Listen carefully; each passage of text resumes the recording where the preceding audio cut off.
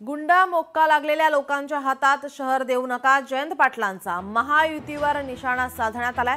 ईश्वरपूरला चुकीच्या लोकांचा विळखा पाडू देऊ नका, जयंत पाटलांनी ईश्वरपूरकरांना साथ घातली आहे।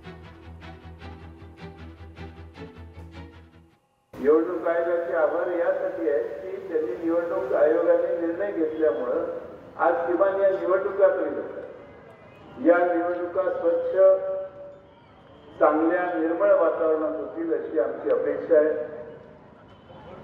महेश पाटलांची 2-3 भाषणे मी ऐकली, त्यावेळी या निवडणुकीत काही गुंड उभा राहण्याची शक्यता आहे, काही तडीपार लोक उभे राहण्याची शक्यता आहे आणि या शहराला अशा लोकांचा विळखा बसू नये ही त्यांची पहिली भूमिका आहे।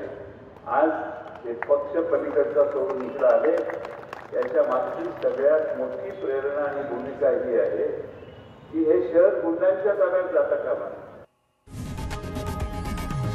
लोकशाही मराठी ऐका, पहा, जागरूक रहा।